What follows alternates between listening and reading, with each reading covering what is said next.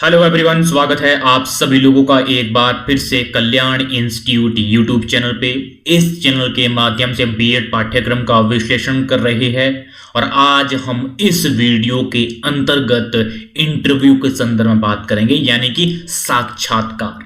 साक्षात्कार का अर्थ समझेंगे और साक्षात्कार के कितने प्रकार होते हैं उन सभी प्रकारों को एक एक करके समझेंगे और साक्षात्कार का क्या महत्व होता है, क्या उद्देश्य है उसको समझेंगे और साक्षात्कार के क्या गुण है और क्या इसकी हानियां है। तो इस तरह से हम इस वीडियो के अंतर्गत इन सभी बिंदुओं के परिप्रेक्ष्य में बड़े ही विस्तार पूर्वक अध्ययन करेंगे।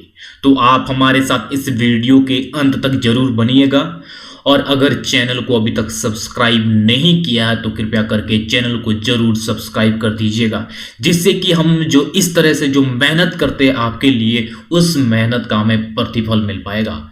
और अगर आप हमारे चैनल के माध्यम से जो बीएड पाठ्यक्रम का जो विश्लेषण है उससे संबंधित अन्य वीडियोस को देखना चाहते हैं तो आप हमारे चैनल के प्लेलिस्ट में जा करके वहां से आप कंप्लीट विश्लेषण प्राप्त कर सकते हैं। जो हमारे चैनल पे जो प्लेलिस्ट है वो बीएड नाम की प्लेलिस्ट है। यहाँ पे आपको बीएड पाठ्यक्रम का कंप्लीट विश्लेषण एक साथ मिल पाएगा। आप अपने टॉपिक के अकॉर्डिंग, आप अपने सिलेबस के अकॉर्डिंग यहां से देख सकते हैं। जो ये बीएड का जो पाठ्यक्रम होता है वो काफी विस्तृत पाठ्यक्रम होता है, वो चाहे हम किसी भी यूनिवर्सिटी का क्यों ना देख ले। इसी चीज को देखते हुए हमने बनाई है एक वेबसाइट। वो वेबसाइट है kalyaninstitute.in। इस वेबसाइट के माध्यम से आपको बीएड पाठ्यक्रम के कंप्लीट नोट्स मिलेंगे।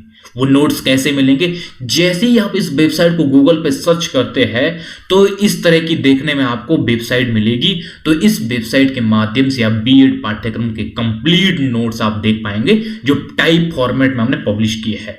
मुझे उम्मीद है कि आपके लिए ये वेबसाइट काफी उपयोगी रहेगी, तो एक बार इस वेबसाइट को जरूर विजिट कीजिएगा। और अगर चैनल को अभी भी सब्सक्राइब नहीं किया तो चैनल को जरूर सब्सक्राइब करिएगा। और आज के टॉपिक पर आते हैं। जो हमारा आज का टॉपिक है साक्षात्कार, यानी कि इंटरव्यू। इंटरव्यू होता क्या है? इंटरव्यू किस तरह से जो कोई भी इंटरव्यू होता है, कोई भी साक्षात्कार होता है, ये एक तरह से दो व्यक्ति या दो समूह के संदर्भ में ये वार्तालाप के परिप्रेक्ष्य में होता है, जिससे क्या होता है, तथ्यात्मक जो सूचनाएं हैं उन तथ्यात्मक सूचनाओं को प्राप्त किया जाता है। यानी कि अगर हम जर्नल शब्दों में कहते हैं तो ये एक तरह से दो विचारधारा के साथ एक वार्तालाप होती है, जिससे तथ्यपूर्ण सूचनाएं प्राप्त की जाती है। और जो साक्षात्कार होते हैं सामान्यतः वो इस तरह से साक्षात्कार होते हैं जो आमने सामने किस तरह से वार्तालाप के माध्यम से जो सूचनाओं का जो हस्तांतरण होता है और जो तथ्यों से परिचित होते हैं, तो उसे क्या कहा जाता है? साक्षात्कार कहा जाता है। साक्षात्कार आमने सामने बैठ करके वार्तालाप के माध्यम से भी हो सकता है, ये अप्रत्यक्ष तौर पे भी हो सकता है, वो चाहे टेलीफोन माध्यम से हो, वो चाहे किसी संदर्भ में हो जिसमें कि आमने सामने इसमें होते हैं लोग, जिससे कि वार्तालाप के माध्यम से तथ्यात्मक सूचनाओं को प्राप्त किया जाता है, तो वो होता है साक्षात्कार। मौलिक रूप से साक्षात्कार एक तरह से सामाजिक अंतःक्रिया होती है, जिसमें कि अंतःक्रिया होती है उन दोनों पक्षों के बीच, जिससे कि जो तथ्यात्मक सूचनाएं हैं, तथ्यात्मक सूचनाएं इसके तहत प्राप्त होती है और उन दोनों के बीच यह अंतःक्रिया होती है। तो इस तरह से यह साक्षात्कार यानी कि इंटरव्यू होता है। अब हम इसके बाद इंटरव्यू के टाइप्स देखेंगे कि साक्षात्कार के प्रकार कौन कौन से हैं, जिसमें कि सामान्यतः जो साक्षात्कार के प्रकार है उनको हमने 8 प्रकारों को यहाँ पे लिया है।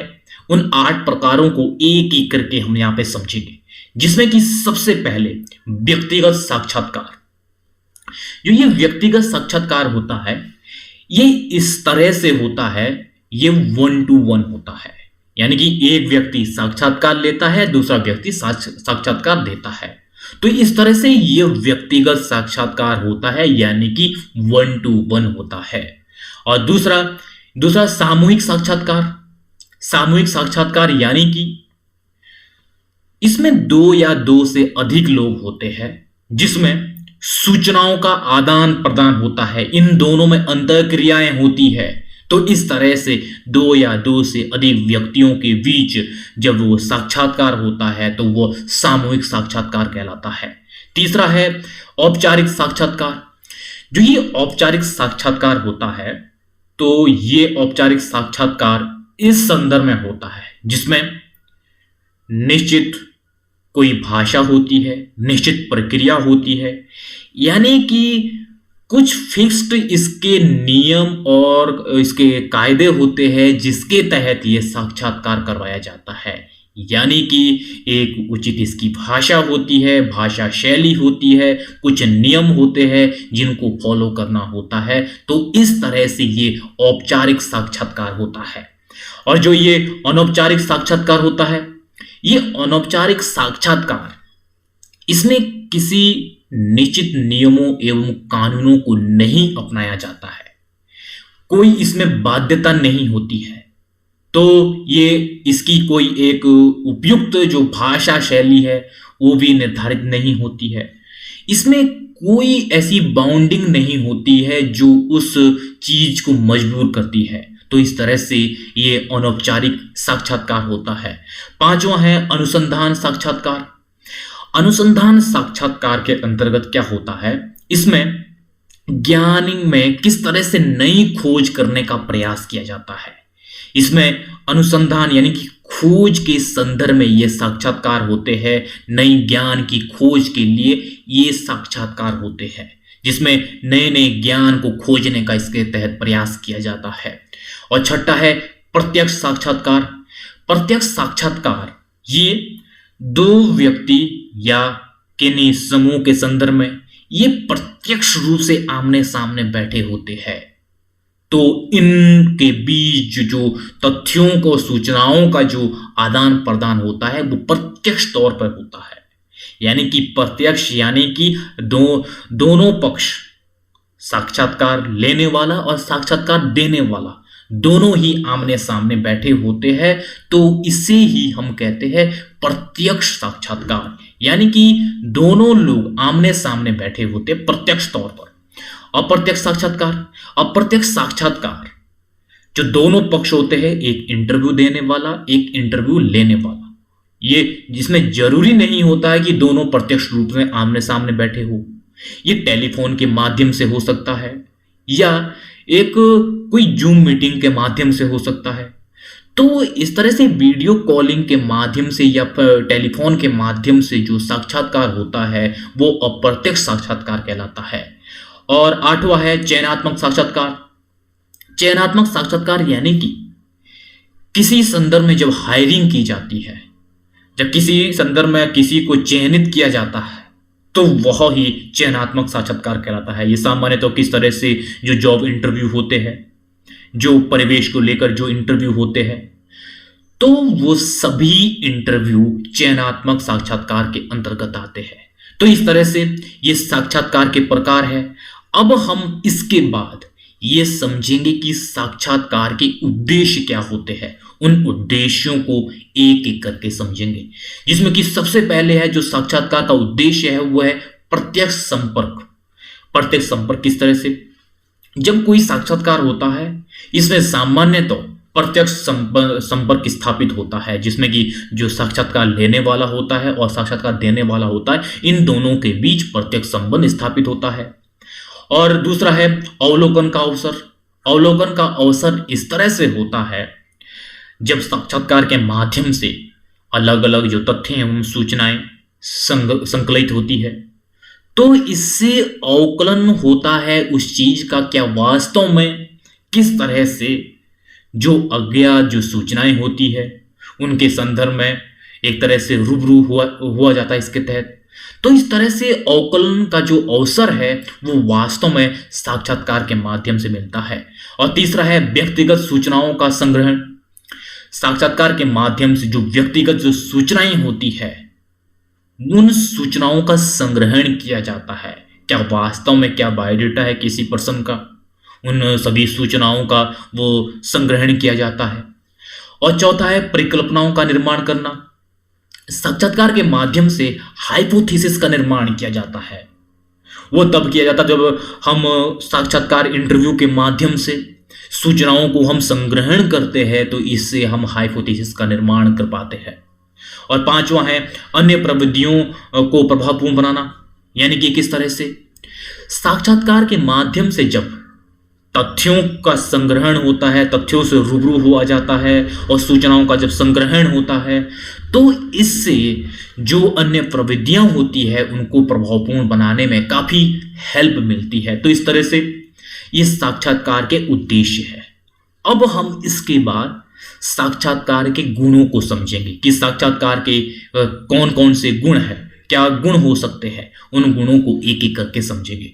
जिसमें कि सबसे पहले विस्तृत सूचनाओं की प्राप्ति, यानी कि किस तरह से जब कोई साक्षात्कार होता है, कोई साक्षात्कार बोर्ड है, वो साक्षात्कार बोर्ड वो लेता है इंटरव्यू, वो इंटरव्यू लेता है, तो इस तरह से उस इंटरव्यू में कहीं ना कहीं जो सूचनाएं प्राप्त होती है वो विस्तृत तौर पे इस तरह से सूचनाएं प्राप्त होती है जो वास्तव में वो ज्ञान की परिदृश्य से, वो डेटा कलेक्शन की दृष्टि से वो काफी महत्वपूर्ण होती है, क्योंकि इस इंटरव्यू के माध्यम से वास्तव में विस्तृत सूचनाओं की प्राप्ति होती है।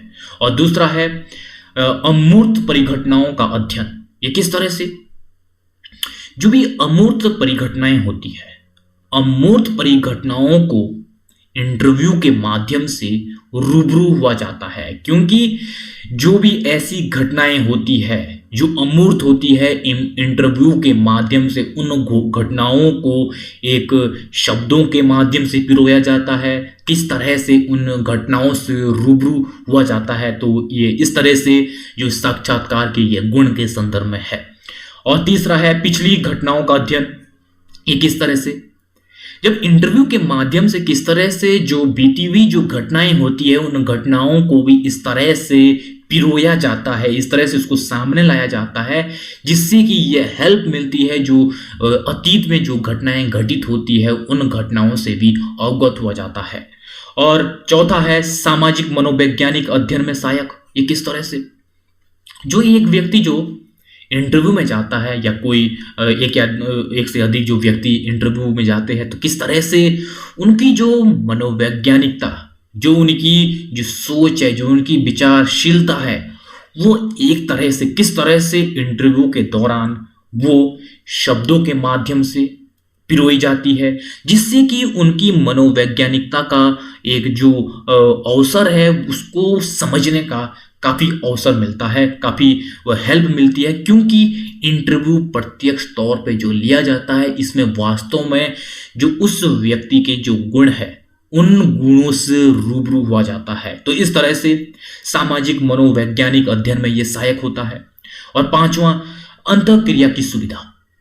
ये किस तरह से एक इंटरव्यू बोर्ड इंटरव्यू ले रहा है और दूसरा व्यक्ति इंटरव्यू दे रहा है, तो इस तरह से जब दोनों पक्ष किस तरह से जो फैक्ट्स होते हैं उसको सामने रखते हैं, तो इन दोनों के बीच ये अंतःक्रिया इस तरह से होती है, एक चीजों को देता है यानी कि डेटा प्रस्तुत करता है, दूसरा उसको स्वीकार करता है। तो इस तरह से इन दोनों के बीच जो अंतःक्रिया है वो अंतःक्रिया होती है। और छठा है लचीलापन। ये लचीलापन इस संदर्भ में होता है जब एक किसी व्यक्ति ने इंटरव्यू के दौरान कुछ तथ्य कुछ विश्वसनीय डेटा प्रस्तुत किया है, जो वो विश्वसनीय तथ्यपूर्ण होता है, तो दूसरा व्यक्ति उसको इस तरह से सहजता से स्वीकार करता है क्योंकि वो फैक्ट्स पे आधारित होता है। तो इस तरह से इन दोनों में लचीलापन पाया जाता है। तो इस तरह से जो साक्षात्कार के जो गुण है इसमें लचीलापन भी काफी महत्वपूर्ण है। सातवां है सूचनाओं की जांच। ये किस तरह से साक्षात्कार के दौरान जो भी सूचनाएं, जो भी फैक्ट्स रखे जाते हैं उनकी जांच की जाती है। किस तरह से जो इंटरव्यू बोर्ड में जो एक्सपर्ट्स बैठे होते हैं तो वो अलग अलग फील्ड से एक्सपर्ट होते हैं, तो इस तरह से उन संदर्भों में जो सूचनाओं की जो जांच होती है वो जांच पड़ताल होती है। और आठवां सवालों को अच्छे से समझने का अवसर। इंटरव्यू के दौरान जो सवाल है, जो भी जवाब है, वो इस तरह से किए जाते हैं जो वास्तव में किस तरह से जो प्रत्यक्ष तौर पे जो दोनों पक्ष आमने सामने बैठे होते हैं, तो इससे जो कोई भी क्वेश्चन होता है, जो कोई भी प्रश्न होता है, वो आसानी से समझ आता है। तो इस तरह से समझने में भी वो आसानी होती है क्योंकि वो प्रत्यक्ष तौर पर वो आमने सामने बैठकर प्रश्न किए जाते हैं।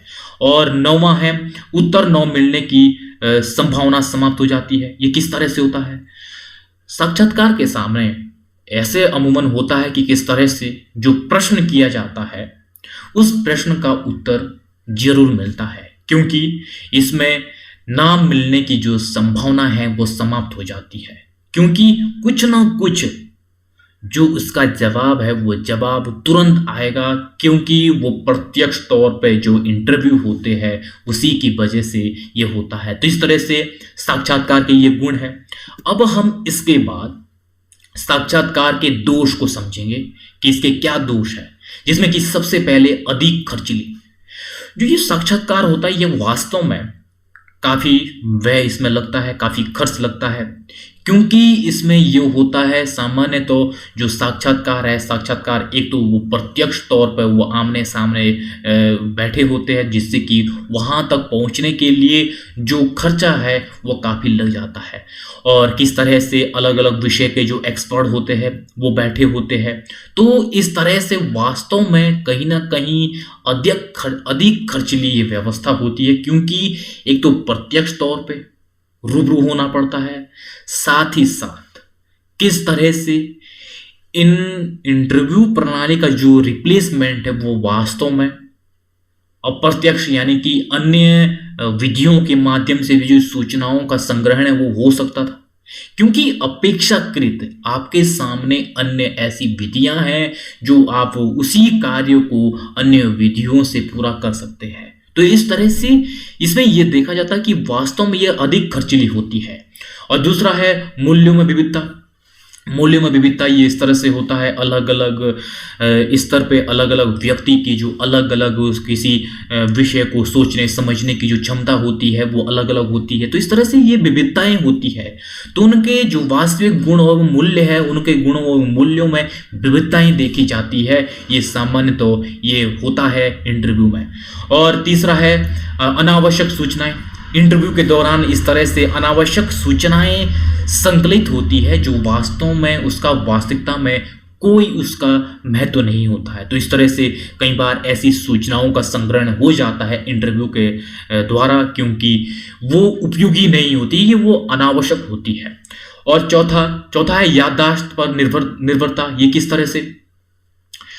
जो हमारी याददाश्त होती है इंटरव्यू के दौरान, याददाश्त का वास्तव में काफी रोल होता है, क्योंकि जो हमारे जहन में चीजें याद होगी वह ही हम उस वक्त हम उसको प्रेजेंट कर पाएंगे। अगर हमारी याददाश्त काफ़ी वीक होगी तो हम उस तरह से अपनी परफॉर्मेंस है वो नहीं दे पाएंगे। तो इस तरह से याददाश्त पर हमारी काफ़ी निर्भरता होती है, वो एक इसका जो दोष है दोष के संदर्भ में, क्योंकि जिस व्यक्ति की जो याददाश्त है वो उतनी उस स्तर की नहीं होगी तो वो उस तरह से अपनी चीज़ों को, वो अपने पक्ष को वो उस तरह से वहाँ पे प्रेजेंट नहीं कर पाएगा। तो इस तरह से ये इसका दोष है। और पांचवा है व्यक्तिगत पक्षपात। ये किस तरह से? इसमें इंटरव्यू में पक्षपात की बड़ी गुंजाइश होती है। वो इस तरह से होती है, वो दोनों संदर्भ में होती है, वो साक्षात्कार लेने वाले के संदर्भ में भी और देने वाले के संदर्भ में भी, क्योंकि जो साक्षात्कार लेता है वो भी अलग अलग उसकी अपनी अलग अलग उसके मूल्य होंगे, अलग अलग उसका दृष्टिकोण होगा। तो इस तरह से वो चीजों को देखने का नजरिया और उसको समझने का वो भिन्न भिन्न होने के कारण इसमें पक्षपात की गुंजाइश होती है। इसी तरह से जो साक्षात्कार देता है वह भी कई बार महत्वपूर्ण से महत्वपूर्ण जो पक्ष होते हैं, जो डेटा होता है, जो तथ्य होते हैं, उसको वो छिपाने की कोशिश करता है, ताकि जो मेरी साइड है वो मेरी साइड कहीं मजबूती से दिखे और जो मेरे लिए नकारात्मक हो उस नकारात्मक चीज़ों को वो छिपाने का प्रयास करता है। तो इस तरह से इसमें ये गुंजाइश होती है, पक्षपात की गुंजाइश काफ़ी रहती है। तो इस तरह से ये साक्षात्कार के दोष है। तो इस वीडियो के अंतर्गत हमने क्या क्या समझा है, साक्षात्कार का हमने अर्थ समझा है, अर्थ को जाना है, और ये जाना है कि साक्षात्कार के क्या कौन कौन से प्रकार हैं। उन 8 प्रकारों को हमने एक एक करके समझा है, और साक्षात्कार के उद्देश्यों को समझा है हमने कि कौन कौन से उद्देश्य और साक्षात्कार के क्या लाभ है। उन लाभों को हमने यहाँ पे देखा है, और अंत में हमने साक्षात्कार के दोष को समझा है। तो इस तरह से हमने इस वीडियो के अंतर्गत जो साक्षात्कार के जो हमने सब बिंदुओं में डिवाइड किया है, उनको हमने एक एक करके विस्तार पूर्वक समझने का प्रयास किया है। विस्तार पूर्वक जाना है हमने इस वीडियो के अंतर्गत, एक एक करके डिटेल में समझने का प्रयास किया है। तो मुझे उम्मीद है कि आपके लिए ये वीडियो काफ़ी उपयोगी रही होगी, और अगर आपने इस चैनल को अभी भी सब्सक्राइब नहीं किया है तो चैनल को ज़रूर सब्सक्राइब करिएगा, जिससे कि हमें क्या होता है, जो हमें ये मेहनत करते हैं आपके लिए, इस मेहनत का हमें प्रतिफल मिलेगा। तो मुझे उम्मीद है कि आपने सब्सक्राइब अभी कर लिया होगा। तो आप सभी लोगों का बहुत बहुत शुक्रिया।